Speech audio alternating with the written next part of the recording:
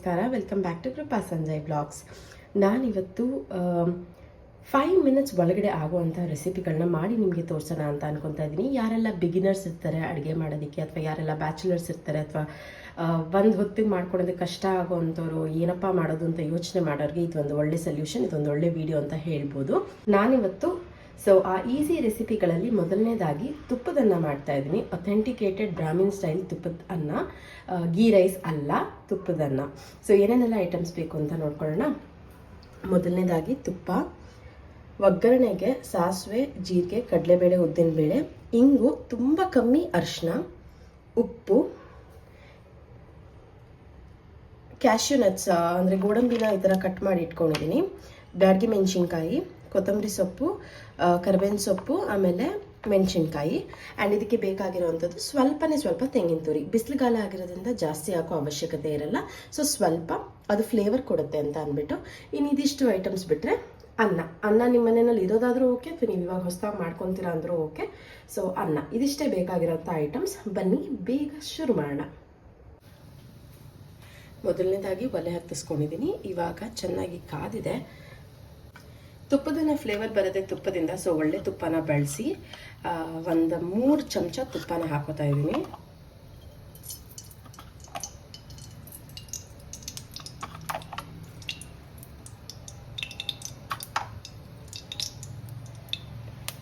ನಾನು ತೊಗೊಂಡಿರೋದು ಈ ಚಿಕ್ಕ ಚಮಚ, ಹಾಗಾಗಿ ಇನ್ನೊಂದು ಚಮಚ ಎಕ್ಸ್ಟ್ರಾ ಯೂಸ್ ಮಾಡಿಕೊಂಡೆ. ನೀವು ಮಾಮೂಲಿ ಟೀ ಸ್ಪೂನಲ್ಲಿ 3 ಚಮಚ ಹಾಕೊಳ್ಳಿ.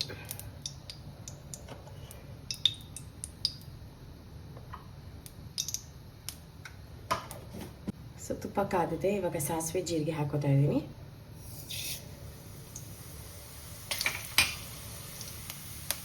ಇಂಗು, ಅರಿಶಿನ,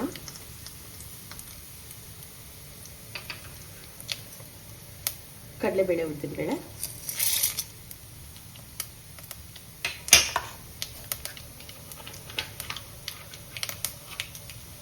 ಕ್ಯಾಶ್ಯೂ ನಟ್ ತೊಗೊಂಡಿದ್ನಲ್ಲ ಅದನ್ನ ಹಾಕೋತಾ ಇದ್ದೀನಿ.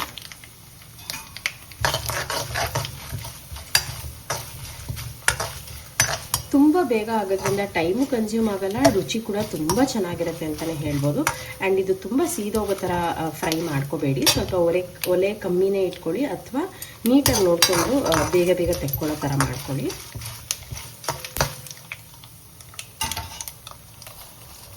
ಬ್ಯಾಡಗಿ ಮೆಣಸಿನ್ಕಾಯಿ ಹಾಕ್ತಾ ಇದ್ದೀನಿ, ಕರಿಬೇವಿನ ಸೊಪ್ಪು, ಹಸಿರು ಮೆಣಸಿನ್ಕಾಯಿ. ನಾನು ಹಸಿರು ಮೆಣಸಿನ್ಕಾಯಿ 2 ಇಟ್ಕೊಂಡಿದ್ದೀನಿ, ಸ್ವಲ್ಪ ಖಾರ ಬರಲಿ ಅಂತ ಅಷ್ಟೇ.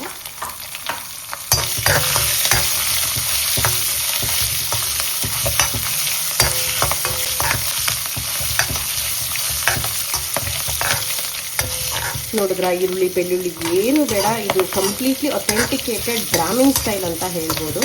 ಈರುಳ್ಳಿ, ಬೆಳ್ಳುಳ್ಳಿ, ಶುಂಠಿ ಏನು ಬಳಸಲ್ಲ, ರುಚಿ ಮಾತ್ರ ತುಂಬ ಚೆನ್ನಾಗಿರುತ್ತೆ. ಇವಾಗ ಒಗ್ಗರಣೆ ಆಗಿದೆ, ಇದಕ್ಕೆ ಅನ್ನ ಸೇರಿಸ್ಕೊತಾ ಇದ್ದೀನಿ. ನಾನು 2 ಕಪ್ ಅಳತೆ ಅಷ್ಟು ಅನ್ನ ತೊಗೊಂಡಿದ್ದೀನಿ. ಅದಕ್ಕೆ ಸ್ವಲ್ಪ 1 ಸ್ಪೂನ್ ಆಗೋಷ್ಟು ಎಣ್ಣೆನ ಹಾಕೊಂಡು ಬೇಯಿಸ್ಕೊಂಡಿದ್ದೀನಿ. ಎಣ್ಣೆ ಹಾಕೋದ್ರಿಂದ ಸ್ವಲ್ಪ ಉದುರುದ್ರಾಗುತ್ತೆ ಆ್ಯಂಡ್ ಸ್ವಲ್ಪ ಅನ್ನನೂ ಚೆನ್ನಾಗಾಗುತ್ತೆ.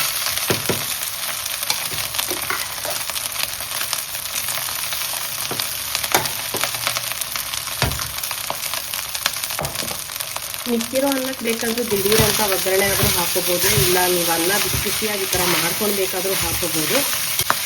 ತುಂಬಾ ಚೆನ್ನಾಗಿ ಬರುತ್ತೆ.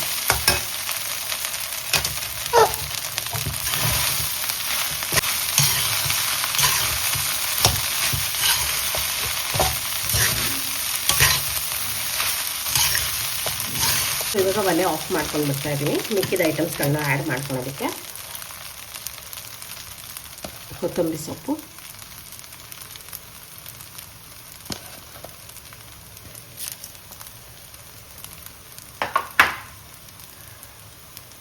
ರುಚಿಗೆ ತಕ್ಕಷ್ಟು ಉಪ್ಪನ್ನ ಇವಾಗ ಆ್ಯಡ್ ಮಾಡ್ಕೊತಾ ಇದ್ದೀನಿ, ಯಾಕಂದರೆ ಅನ್ನ ಹಾಕಿದ್ಮೇಲೆ ಹದ ಗೊತ್ತಾಗುತ್ತಲ್ಲ ಉಪ್ಪು ಎಷ್ಟು ಬೇಕಾಗುತ್ತೆ ಅಂತ.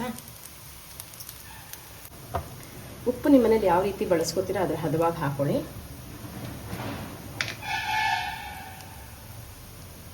ಲಾಸ್ಟಲ್ಲಿ ಇನ್ನೊಂದು ಚಮಚ ನಾನು ತುಪ್ಪನ ಹಾಕೋತಾ ಇದ್ದೀನಿ. ಈಗ ತೆಂಗಿನ ತುರಿ ಇಟ್ಕೊಂಡಿದ್ನಲ್ಲ ಅದನ್ನ ಆ್ಯಡ್ ಮಾಡ್ಕೋತಾ ಇದ್ದೀನಿ. ಎಲ್ಲರ ಮನೇಲೂ ಐಟಮ್ಸ್ ಅಂತೂ ಇದ್ದೇ ಇರುತ್ತೆ, ಪ್ಲಸ್ ಬೇಗ ಮಾಡ್ಕೊಳ್ಬೋದು. ಮಿಕ್ಕಿನ ಅನ್ನಕ್ಕೆ ಮಾಡಿಕೊಂಡ್ರು ಓಕೆ, ಆವಾಗಲೇ ಹೇಳ್ದಂಗೆ. ಇಲ್ಲ ಬಿಸಿ ಬಿಸಿಯಾಗಿ ಅನ್ನ ಮಾಡ್ಕೊತೀವಿ ಅಂದರೂ ಓಕೆ. ಲಂಚ್ ಬಾಕ್ಸ್ಗಂತೂ ಮಕ್ಳಿಗೂ ತುಂಬ ಇಷ್ಟಪಟ್ಟು ತಿಂತಾರೆ, ಯಾಕಂದರೆ ಖಾರ ಎಲ್ಲನೂ ಹದವಾಗಿರುತ್ತೆ. ಆ್ಯಂಡ್ ಎಸ್ಪೆಷಲಿ ತುಪ್ಪ ದೇಹಕ್ಕೆ ತುಂಬ ಒಳ್ಳೆಯದು. ತುಪ್ಪ ತಿಂದರೆ ದಪ್ಪ ಆಗ್ತೀವಿ ಅನ್ನೋ ಒಂದು ಮೂಢನಂಬಿಕೆನಲ್ಲಿ ಇರ್ತೀವಿ. ಸೊ ಅದೆಲ್ಲ ತಪ್ಪು. ತುಪ್ಪ ತಿಂದರೆ ತುಂಬ ಒಳ್ಳೆಯದು. ಹಾಗಂತ ಎಲ್ಲನೂ ಮಿತವಾಗೇ ಇರಬೇಕು. ತುಪ್ಪ ಒಳ್ಳೆಯದು ಅಂತ ಒಂದೊಂದು ಬಟ್ಲುಗಟ್ಟಲೆ ಬಂದು ತಿನ್ನೋಕ್ಕಾಗಲ್ಲ. ಸೊ ಎಲ್ಲ ಮಿತವಾಗಿದ್ದರೆ ಎಲ್ಲನೂ ಒಳ್ಳೆಯದು. ಸೊ ನೋಡ್ಬೋದು ಎಷ್ಟು ಚೆನ್ನಾಗಿ ಆಗಿದೆ ಅಂತ.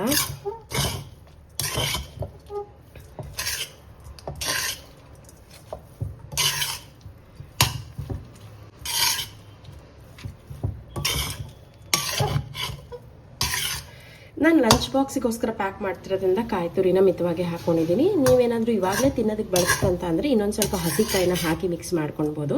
ನಾನು ಲಂಚ್ ಬಾಕ್ಸ್ಗೆ ಆಗಿರೋದ್ರಿಂದ ಮಧ್ಯಾಹ್ನದಷ್ಟರಲ್ಲಿ ಹಾಳಾಗ್ಬಿಟ್ರೆ ಅಂದ್ಬಿಟ್ಟು ಕಾಯಿ ತುರಿನ ಕಮ್ಮಿ ಹಾಕಿದ್ದೀನಿ. ಸೊ ತುಪ್ಪದನ್ನ ready. So authenticated Brahmin style ತುಪ್ಪದನ್ನ ರೆಡಿ ಆಗಿದೆ. ಸೊ ಇದನ್ನು ನೀವು ಕೂಡ ಮನೆಯಲ್ಲಿ ಮಾಡಿ ಹೇಗಿತ್ತು ಅಂತ ಕಮೆಂಟ್ ಮುಖಾಂತರ ತಿಳಿಸೋದನ್ನ ಮರಿಬೇಡಿ. ಇದೇ ರೀತಿ ಲಂಚ್ ಬಾಕ್ಸ್ ರೆಸಿಪಿಗಳನ್ನ ಕೂಡ ಮಾಡ್ತಾ ಇರ್ತೀನಿ. ಆ್ಯಂಡ್ ನನ್ನ ಚಾನಲ್ಗಿನ್ನೂ ಸಬ್ಸ್ಕ್ರೈಬ್ ಆಗಿಲ್ಲ ಅಂದರೆ ಇವಾಗಲೇ ಸಬ್ಸ್ಕ್ರೈಬ್ ಆಗಿ, ನನ್ನ ಚಾನಲಲ್ಲಿ ಬರುವಂಥ ವೀಡಿಯೋಸ್ಗಳನ್ನ ಲೈಕ್ ಮಾಡಿ, ಶೇರ್ ಮಾಡಿ, ಹಾಗೂ ನಿಮ್ಮ ಅನಿಸಿಕೆಗಳನ್ನ ಕಮೆಂಟ್ ಮುಖಾಂತರ ತಿಳಿಸಿ ಅಂತ ಈ ಬ್ಲಾಗ್ನ ಇಲ್ಲೇ ಮುಗಿಸ್ತಾ ಇದ್ದೀನಿ. ಮುಂದಿನ ಬ್ಲಾಗ್ವರೆಗೂ ನಮಸ್ತೆ.